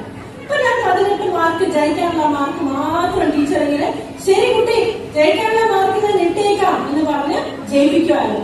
സഹതാപത്തിന്റെ പേരിൽ, out of sympathy, because I was blind. പിന്നെ +1 ഹ്യൂമാനിറ്റീസ് എടുത്തു. എന്റെ അച്ഛൻ്റെ ഒരു PA ഉണ്ടായിരുന്നു, അദ്ദേഹം ഹെൽപ്പ് ചെയ്തു നോട്ട്സ് ഒക്കെ എഴുതാൻ. പിന്നെ എന്റെ ഒരു ഗോഡ് മദർ, അവര് വസ്ത്രം ധരിക്കാനും നല്ല രീതിയിൽ ഡ്രസ് ചെയ്യാനും എല്ലാ കാര്യങ്ങളും ചെയ്യാം ഇനി ഇതാക്കാം അവര് ഹെൽപ്പ് ചെയ്തു. അവര് ബ്ലൈൻഡ് ആണെന്ന് നാണക്കേട് ഉണ്ടാവരുത് എന്ന് പഠിപ്പിച്ചു.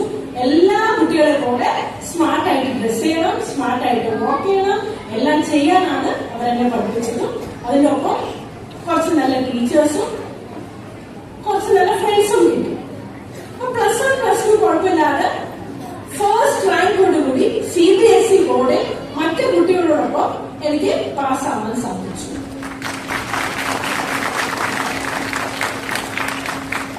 പിന്നെ ഞാൻ കോളേജിലേക്ക് വന്നു. വിമൻസ് കോളേജ് വെള്ളക്കാട്ടിലാണ് പഠിച്ചത്. അവിടെ ഇതേപോലെ വിവേചനം ഉണ്ടായിരുന്നു. നോട്ട്സ് എഴുതാനോ നോട്ട്സ് പറഞ്ഞു കൊടുക്കാനോ ഒന്നും ആരുമില്ലായിരുന്നു. കുട്ടികളെല്ലാവരും ക്ലാസ് കട്ടടിച്ച് സിനിമയ്ക്ക് പോകുമ്പോൾ ഞാൻ മാത്രം തലയിൽ കുടിച്ച് ക്ലാസ്സിൽ ഇരിക്കുമായിരുന്നു. ഫിലിം ഫെസ്റ്റിവലിന് എല്ലാവരും പോയി, പക്ഷെ അവസാനം എന്നെ കൊണ്ടുപോയി. പിന്നെ അവസാനത്തെ ദിവസം ഇതാക്കാൻ തന്നെ ചോദിച്ചു, എന്തുകൊണ്ട് നീ പോയില്ല, നീയും പോണം. അവസാനത്തെ ദിവസം എങ്ങനെയോ ഞാൻ പോയി. പക്ഷെ അങ്ങനെ ഒരുപാട് ഇൻസിഡൻസ് ഉണ്ടായി. പിന്നെ എനിക്ക് കാന്താരി എന്ന സ്ഥാപനത്തില് റിസപ്ഷനിസ്റ്റ് ആയിട്ട് ജോലി കിട്ടി. ഞാൻ ഒറ്റയ്ക്ക് സഞ്ചരിച്ചു. ഞാൻ ഒരുപാട് പേടിച്ചായിരുന്നു ആദ്യം നിന്നത്. എന്റെ അച്ഛനൊക്കെ എന്നെ ഒറ്റയ്ക്ക് ട്രാവൽ ചെയ്യാൻ സമ്മതിച്ചില്ല. പിന്നെ ഞാൻ കെയുമായിട്ട് ഞാൻ ഒറ്റയ്ക്ക് ബസ്സിൽ സഞ്ചരിക്കാൻ തുടങ്ങി, ഒറ്റയ്ക്ക് യാത്ര ചെയ്യാൻ തുടങ്ങി, പൈസ സമ്പാദിക്കാൻ തുടങ്ങി. ഞാൻ ശമ്പളക്കാരിയായി. അപ്പൊ കാഴ്ചയില്ലാത്ത ഈ ഞാൻ പോലും ശമ്പളം സമ്പാദിക്കാൻ തുടങ്ങി, വീട്ടിലേക്ക് കോൺട്രിബ്യൂട്ട് ചെയ്യാൻ തുടങ്ങി. വേറെ ബ്ലൈൻഡ് കുട്ടികളുടെ വീടുകളിൽ പോയി അവരെ പഠിപ്പിച്ചു. മൊബൈൽ സ്കൂള് തുടങ്ങി. 2 വിദ്യാഭ്യാസം ഇല്ലാത്ത 2 ബ്ലൈൻഡ് ആയിട്ടുള്ള വ്യക്തികളെ കമ്പ്യൂട്ടർ പഠിപ്പിച്ചു, ഒറ്റയ്ക്ക് സഞ്ചരിക്കാൻ പഠിച്ചു. അതിനുശേഷം അവർക്ക് ജോലി നേടാനുള്ള എല്ലാ സംഘടന ഉണ്ടാക്കി. ഇന്ന് ഒരാള് റാങ്ക് ലിസ്റ്റിലുണ്ട്. സ്കൂളിൽ പോലും പോവാത്ത ഒരു വ്യക്തി റാങ്ക് ലിസ്റ്റിലുണ്ട്.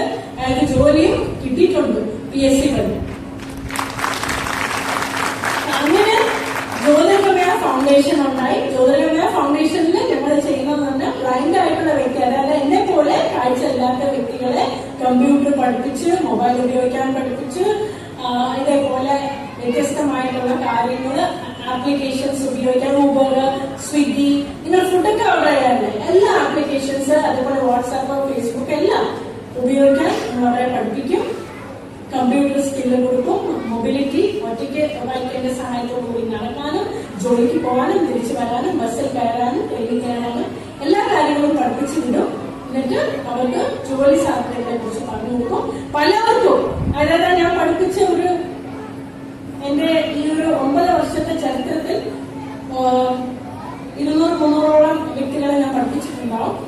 അതിൽ ഒരു 100ഓളം പേർക്കെങ്കിലും ഗവൺമെന്റ് ജോലി കിട്ടിയിട്ടുണ്ട്. അതിൽ എനിക്ക് ഒരുപാട് സന്തോഷമുണ്ട്. എന്റെ മാത്രം ക്രെഡിറ്റ് അല്ല, എന്റെ ടീം മെമ്പേഴ്സ് ഒരുപാട് പേരുണ്ട്, 4-5 പേരുണ്ട്. അവരുടെയൊക്കെ സഹായത്തോടു കൂടിയും പിന്നെ ആ കുട്ടികളുടെ സ്വന്തം പ്രയത്നത്തോടു കൂടി അവർക്ക് കാഴ്ച ഇല്ലെങ്കിൽ പോലും ഉൾക്കാഴ്ചയുണ്ട്. നമുക്ക് എല്ലാവർക്കും ഒരു ഉൾക്കാഴ്ചയുണ്ട്. നിങ്ങൾക്ക് പോലും ഒരു ഉൾക്കാഴ്ചയുണ്ട് കുട്ടികളെ. അപ്പൊ നിങ്ങൾ നന്നായിട്ട് മുന്നോട്ട് പോകണം. ഇന്ന് ശ്രീജിത്ത് സാറും അനൂപ് സാറും ഒരുപാട് കാര്യങ്ങൾ പറഞ്ഞു.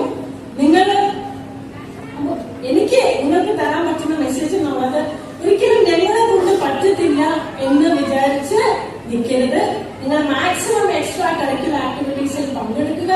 നിങ്ങൾ മാക്സിമം നിങ്ങൾക്ക് കിട്ടുന്ന അവസരങ്ങൾ ഉപയോഗിക്കുക. അപ്പൊ ചെസ് കളിക്കാനാണെങ്കിലും ക്രിക്കറ്റ് കളിക്കാനാണെങ്കിലും നിങ്ങളുടെ കഴിവുകൾ എന്താണ്, സ്കൂളിൽ എന്ത് കോമ്പറ്റീഷൻസ് ഉണ്ടെങ്കിൽ ഒരു ലജ്ജ വിചാരിക്കാതെ, ഒരു നാണക്കേട് വിചാരിക്കാതെ കോമ്പറ്റീഷൻസിൽ എല്ലാത്തിലും ചേരുക. പേരൻസിനോട് ഇതേപോലെ എല്ലാ ദിവസങ്ങളും വന്ന് കാര്യങ്ങൾ ഷെയർ ചെയ്യാൻ, ഞങ്ങൾക്ക് ഇതിനോടാണ് താല്പര്യം, ഞങ്ങൾക്ക്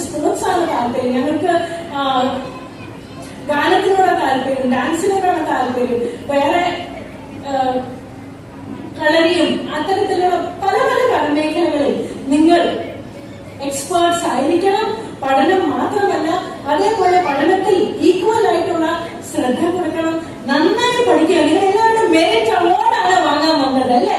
എത്രയും വലിയൊരു പ്രസ്റ്റീജിയസ് ആയ ഒരു ഇൻസ്റ്റിറ്റ്യൂഷന്റെ ഭാരവാഹികളുടെ മക്കളാണ് നിങ്ങൾ. ISRO, Indian space research organisation, നമ്മുടെ ഡോക്ടർ APJ അബ്ദുൽ കലാം സർ അവർ ഇന്ന് ഇവിടെ ഉണ്ടായിരുന്നെങ്കിൽ ഒത്തിരി പ്രൗഡ് ആയാണ് നിങ്ങളുടെ അടുത്ത്.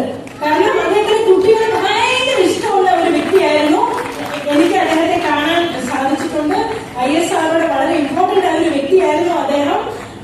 അതിനുശേഷമാണ് അദ്ദേഹം ഇന്ത്യയുടെ രാഷ്ട്രപതി ആയത്. അപ്പം എനിക്ക് ഒരിക്കൽ 2014 എന്റെ കോളേജിൽ അദ്ദേഹം ഒരു ഇന്ററാക്റ്റീവ് സെഷന് വേണ്ടി വന്നായിരുന്നു. അപ്പം അദ്ദേഹത്തെ ഞാൻ പരിചയപ്പെടാൻ എനിക്ക് ഇടയായി. എല്ലാ കുട്ടികളും ഇരുന്നിട്ടാണ് പ്ലെഡ്ജ് പറഞ്ഞത്, പക്ഷെ ഞാൻ എഴുന്നേറ്റാണ് പ്ലെഡ്ജ് പറഞ്ഞത്.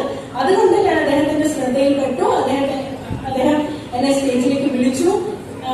അദ്ദേഹം പറഞ്ഞു എന്ത് ചെയ്യാനാണ് കുട്ടിക്ക് താല്പര്യം. ഞാൻ പറഞ്ഞു I want to be a model for the visually impaired, I want to help the visually impaired. ഇങ്ങനെ സാറിനെ എങ്ങനെ സഹായിക്കാൻ പറ്റും, വിഷ്വലി ഇംപയർഡിന്റെ ജീവിതം മികച്ചതാക്കാൻ എങ്ങനെ സാറിനെ എന്നെ സഹായിക്കാൻ കഴിയും? സാറ് പറഞ്ഞു പൂർണ്ണത്തോടെ എന്നാൽ കഴിയുന്ന എല്ലാ രീതിയിലും ഞാൻ സഹായിക്കുന്നതായിരിക്കും, എന്റെ ഓഫീസിൽ അറിയിച്ചാൽ മതി, മോളെ നന്നായി മുന്നോട്ട് പോകൂ, ഓർഗനൈസേഷനൊക്കെ നന്നായിട്ട് നയിക്കൂ എന്ന് പറഞ്ഞ് എന്റെ കവളിൽ തൊട്ട് എന്നെ കൺഗ്രാറ്റുലേറ്റ് ചെയ്തു സാറ്. അതേപോലെ അത് വളരെ ട്രഷറിംഗ് മൊമെന്റ് ആയിരുന്നു എനിക്ക്. അദ്ദേഹം വർക്ക് ചെയ്ത സ്ഥലമാണ് ISRO. അപ്പൊ ഇവിടെ വരാൻ കഴിഞ്ഞത് എനിക്ക് ഒരുപാട് സന്തോഷവും നല്ല പ്രിവിലേജ്ഡ് ആണ് ഞാൻ. I thank the dignitaries here for inviting a person like me. ഒത്തിരി വലിയ വിശിഷ്ട വ്യക്തികളുണ്ടായിട്ട് പോലും നിങ്ങൾ എന്നെ ഒരു സോഷ്യൽ വർക്കറിന് നിങ്ങൾ ഇവിടെ ക്ഷണിച്ച് നിങ്ങളുടെ കുട്ടികൾക്ക് മോട്ടിവേഷൻ ചെയ്യാനായിട്ട് എന്നെ തിരഞ്ഞെടുത്തതിന് എനിക്ക് ഒരുപാട് നിങ്ങളോട് നന്ദിയുണ്ട്. അതേപോലെ തന്നെ ഈ കുട്ടികൾ നാളത്തെ അബ്ദുൽ കലാം ജി ആവണം എന്ന് ഞാൻ ആശംസിച്ചുകൊണ്ട് എന്റെ വാക്കുകൾ ഞാൻ ചുറ്റുന്നു. I hope every child who is here today to get the merit award becomes a scientist, becomes a doctor, becomes an engineer, becomes whatever they want. നിങ്ങളുടെ പേരൻസ് എന്താവാൻ പറയുന്നു അതല്ല, നിങ്ങൾക്ക് എന്താവണം, നിങ്ങളുടെ ഹൃദയം നിങ്ങളോട് എന്താണ് പറയുന്നത്, നിങ്ങളുടെ ഭാവിയിൽ എന്താവണം, അതിലോട്ട് നിങ്ങൾ വളരെ ഫ്രണ്ട്ലി രീതിയിൽ നിങ്ങളുടെ പേരൻസിനോട് നിങ്ങൾ പറയണം. എന്റെ സ്വപ്നം ഇതാണ്, എന്റെ ആഗ്രഹം ഇതാണ്. നിങ്ങളുടെ ആഗ്രഹങ്ങൾ അടക്കി വെക്കരുത്. നമ്മൾ പലരും ചെയ്യുന്നത് ഞങ്ങളുടെ ആഗ്രഹങ്ങൾ ഞങ്ങൾക്ക് പേരൻസിനോട് പറയാൻ പേടിയാണ്. ബഹുമാനപ്പെട്ട സാറുമാർ പറഞ്ഞതുപോലെ നമ്മൾ നമ്മുടെ പേരൻസിനെ സുഹൃത്തുക്കളായിട്ടല്ല കാണുന്നത്. കാരണം അവർക്ക് നമ്മുടെ കൂടെ ഒന്നെങ്കിൽ ടൈം സ്പെൻഡ് ചെയ്യാൻ സമയമില്ല. പിന്നെ ജോയിന്റ് ഫാമിലി സിസ്റ്റം പോയി. വീട്ടിലൊരു മുത്തശ്ശനോ കഥ പറഞ്ഞു കൊടുക്കാനോ ഉപദേശിക്കാനൊന്നും ആരുമില്ല. ഇപ്പൊ എല്ലാം ന്യൂക്ലിയർ ഫാമിലീസ് ആണ്. സാറുമാർ നേരത്തെ പറഞ്ഞുകൊണ്ട് ഞാൻ റിപ്പീറ്റ് ചെയ്യുന്നില്ല. പക്ഷെ ഉള്ളത് വെച്ച് നിങ്ങൾ സന്തോഷപ്പെടണം. ഒരു 5 നിമിഷമാണ് നിങ്ങൾക്ക് രാവിലെ അച്ഛനെ അമ്മയെ കാണാൻ കിട്ടില്ല. 5 നിമിഷം ഓടിപ്പോയി അവരെ കെട്ടിപ്പിടിക്കുക, ഓടിപ്പോയി അവരുടെ അടുത്ത് സന്തോഷ കാര്യങ്ങൾ പറയുക. Okay, I want to do this, I want to, ഉത്സാഹത്തോടു കൂടി നിൽക്കുക. കാരണം അവർ കഷ്ടപ്പെടുന്നത് ഇൻ ദ എൻഡ് അവർ ആർക്ക് വേണ്ടിയാണ് കഷ്ടപ്പെടുന്നത്? നിങ്ങൾക്ക് നല്ല ഒരു ലൈഫ് തരാനാണ് അവർ കഷ്ടപ്പെടുന്നത്. രണ്ടുപേരും ജോലിക്ക് പോകുന്നത്. കാരണം ഇന്നത്തെ ഈ ഒരു സമൂഹത്തിൽ രണ്ടുപേരും ജോലി ചെയ്യാതെ കാര്യങ്ങൾ നടക്കത്തില്ല. എത്രയും എക്സ്പെൻസീവ് ആയി നമ്മുടെ വേൾഡ്, ഒത്തിരി എക്സ്പെൻസീവ് ആയി, ഒത്തിരി ഡിമാൻഡിങ് ആയി, എക്കണോമി ഒരുപാട് വലുതായി. അതുകൊണ്ട് നമുക്ക് ഇന്ന് ഒരു കിലോ സവാളയ്ക്ക് തന്നെ 100 രൂപ 90 രൂപ വിലയാണ്. അപ്പം അന്നത്തെ കാലത്ത് അത്രയും എല്ലാ തോട്ടങ്ങളും കൃഷിയും എല്ലാം ഉണ്ടായിരുന്നു. അന്നത്തെ കാലത്ത് എല്ലാത്തിനും വലിയ വില ഒന്നും ഇല്ലായിരുന്നു. പക്ഷെ ഇന്നത്തെ കാലത്ത് എല്ലാ വീടുകളിലും എല്ലാ ഭവനങ്ങളിലും 2 പേര് ജോലി ചെയ്താൽ മാത്രമേ കാര്യങ്ങൾ നടക്കുകയുള്ളൂ. അപ്പൊ അങ്ങനെ ഒരു നെസസിറ്റി വന്ന സ്ഥിതിക്ക് കിട്ടുന്ന സമയം പേരൻസും ഒരുപാട് പേരൻസിനെ നമ്മൾ കാണുന്നുണ്ട്. വീട്ടിൽ വന്നു കഴിഞ്ഞാൽ ഫോണ്, ഫേസ്ബുക്ക്, വാട്സാപ്പ്, സോഷ്യൽ മീഡിയയെ കുത്തിക്കൊണ്ട് ഇങ്ങനെ ഫോൺ കുത്തിക്കൊണ്ട് മാത്രം കിടക്കുന്ന പേരൻസ് ഉണ്ട്. അപ്പൊ കുട്ടികൾ ഇത് കണ്ടാണ് വളരുന്നത്. അവർക്ക് ഈ എക്സാമ്പിൾ അല്ല പേരൻസ് കൊടുക്കേണ്ടത്. പേരൻസ് മാക്സിമം കിട്ടുന്ന സമയം, ജോലി സമയം അല്ലെങ്കിൽ കിട്ടുന്ന സമയം അവരെ സ്നേഹിക്കുക, അവരെ ലാളിക്കുക, അവരുടെ കാര്യങ്ങൾ ചോദിക്കുക, മാക്സിമം അവരെ വഴക്ക് പറയാതിരിക്കുക. പിന്നെ അവരുടെ സ്വപ്നങ്ങൾ, അവരുടെ ആഗ്രഹങ്ങൾ. കാരണം പേരൻസ് കുട്ടികളെ മനസ്സിലാക്കിയില്ലെങ്കിൽ കുട്ടികൾ വേറെ വഴിയിലേക്ക് തിരിയും. പിന്നെ അവർക്ക് നമ്മളോടൊന്നും പറയാൻ പറ്റാതെ. പിന്നെ ശ്രീജിത്ത് സാർ പറഞ്ഞതുപോലെ വളർന്നു വലുതാകുമ്പോൾ ഇതേതാ ആന്റി, ഇതേതാ അങ്കിൾ എന്ന് ചോദിക്കേണ്ട ഒരു അവസ്ഥ പേരൻസ്. പിന്നെ കുട്ടികൾ, you are the tomorrow. God bless you. Congratulations. Jai Hind. Thank you so much, madam, for sharing your life experience thereby motivating our children. Now, I request all 12th and 10th standard students who are shortlisted for the award to kindly line up over the left side of the stage. Now, I invite Sri Ranjit and General Secretary of C to deliver the felicitation address.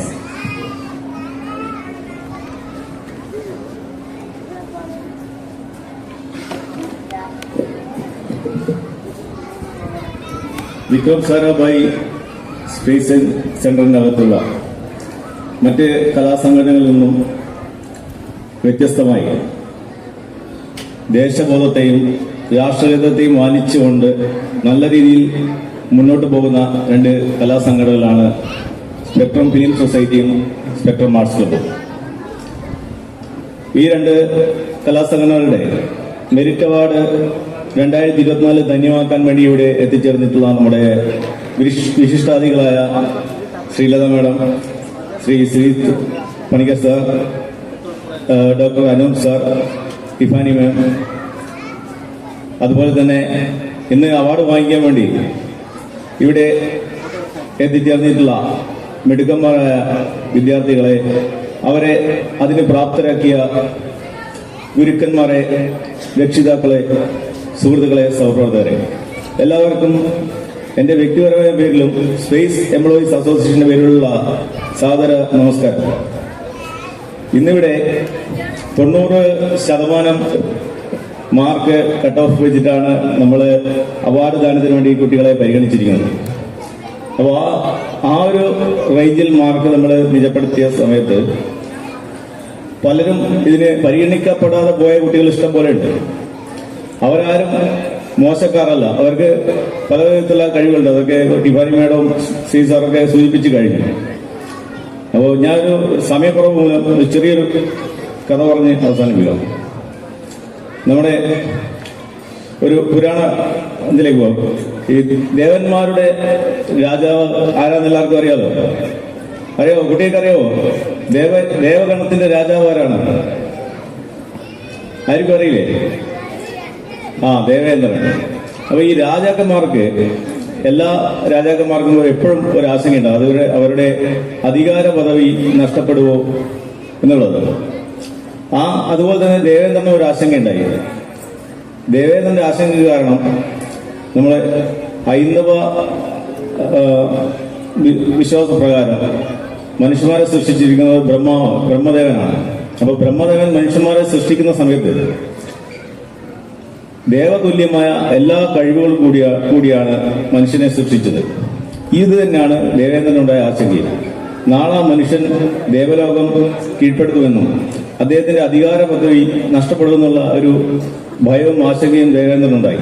അങ്ങനെ ദേവേന്ദ്രൻ ബ്രഹ്മദേവനെ വിളിച്ചു വരുത്തി മനുഷ്യന്മാർക്ക് നൽകിയിട്ടുള്ള ദേവതുല്യമായ എല്ലാ കഴിവുകളും തിരിച്ചെടുക്കാൻ അദ്ദേഹത്തോട് ആവശ്യപ്പെടുകയാണ്. അപ്പോൾ ദേവേന്ദ്രന്റെ ആജ്ഞയല്ലേ, അത് പാലിച്ചേ പറ്റുള്ളൂ. അങ്ങനെ ബ്രഹ്മദേവൻ മനുഷ്യർക്ക് നൽകിയിട്ടുള്ള ആ ദേവതുല്യമായ എല്ലാ കഴിവുകളും തിരിച്ചെടുത്തു. പിന്നീട് ഈ കഴിവുകൾ മനുഷ്യൻ കാണാത്ത ഒരു സ്ഥലത്തിലേക്ക് ഒളിപ്പിച്ചു വെക്കണം എന്നാണ് ദേവേന്ദ്രൻ ആവശ്യപ്പെട്ടത്. അപ്പോൾ ഇവർ രണ്ടുപേരും കൂടി ആലോചിച്ചു.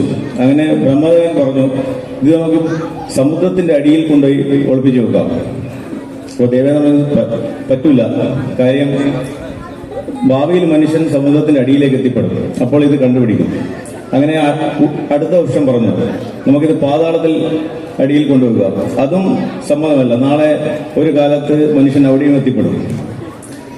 പിന്നീട് ബഹിരാകാശത്ത് അന്യഗ്രഹങ്ങളിലും കൊണ്ടുവെക്കാന്ന് പറഞ്ഞു. അതും ദേവേന്ദ്രൻ സമ്മതിച്ചില്ല, കാര്യം ഭാവിയിൽ മനുഷ്യൻ ബഹിരാകാശം കീഴടക്കാം, അപ്പോൾ ഇത് കണ്ടുപിടിക്കും. അതും ദേവേന്ദ്രന്റെ സ്ഥാനത്തിന് ഭീഷണിയാകും എന്നുള്ള ദേവേന്ദ്രൻ പറഞ്ഞു. അങ്ങനെ അവസാനം അവർ കൂടിയാലോചിച്ച് മനുഷ്യൻ ചെന്നെത്താത്ത ഒരു സ്ഥലം ബ്രഹ്മാവ് പറയാണ്, ഈ കഴിവുകളൊക്കെ നമുക്ക് മനുഷ്യന്റെ ഉള്ളിൽ തന്നെ ഒളിപ്പിച്ചു വെക്കാം. അതാകുമ്പോൾ മനുഷ്യൻ ഒരിക്കലും കണ്ടുപിടിക്കുകയില്ല. അപ്പോൾ അങ്ങനെ മനുഷ്യന്മാർ അങ്ങനെയാണല്ലോ, നമ്മളിപ്പോൾ എപ്പോഴും പുറത്തേക്കേ നോക്കുള്ളൂ. നമ്മളെ ഉള്ളിലേക്കുള്ള കഴിവുകൾ ആരും ഒരിക്കലും നോക്കാറില്ല, അതേപ്പറ്റി ചിന്തിക്കാറില്ല. അപ്പോൾ അങ്ങനെ നമ്മളെ ദേവതുല്യമായ കഴിവുകൾ എല്ലാവരുടെയും ഉള്ളിൽ ഒളിപ്പിച്ചു വെച്ചിരിക്കുകയാണ് ബ്രഹ്മവേദ. അപ്പോൾ ഈ നമ്മുടെ അവാർഡിന് ഇപ്പോൾ പരിഗണിക്കപ്പെടാത്ത വിദ്യാർത്ഥികളൊക്കെ നമ്മളെ എല്ലാ മനുഷ്യരിലും ദേവതുല്യമായ കഴിവുകൾ ഒളിഞ്ഞിരിപ്പുണ്ട്. അത് കണ്ടെത്തുന്നതിലാണ് നമ്മുടെ ജീവിത വിജയം. അത് കണ്ടെത്തി നമുക്ക് എല്ലാവർക്കും പലതരത്തിലുള്ള കഴിവുകളുണ്ട്. ആ കഴിവുകൾ കണ്ടെത്തുവാനും ജീവിത വിജയം കൈവരിക്കാനും ആകട്ടെ എന്ന് ആശംസിച്ചുകൊണ്ട് ഞാൻ എൻ്റെ വാക്കുകൾ ചുരുക്കുന്നു. ഒരിക്കൽ കൂടി നമ്മുടെ ഈ മെറിറ്റ് അവാർഡ് ധന്യമാക്കാൻ വേണ്ടി ഇവിടെ അഹോരാത്രം പ്രയത്നിച്ച നമ്മുടെ എല്ലാ വളണ്ടിയർമാർക്കും ശക്തത്തിന്റെ ഭാരവാഹികളും ഇവിടെ എത്തിച്ചേർന്ന നമ്മുടെ കുടുംബാംഗങ്ങൾക്കും വിശ്വാസികൾക്കും നന്ദി രേഖപ്പെടുത്തിക്കൊണ്ട് നിർത്തുന്നു. വന്ദേ മാതരം. ലോക സമസ്ത സുഖിനോ ഭവന്തു.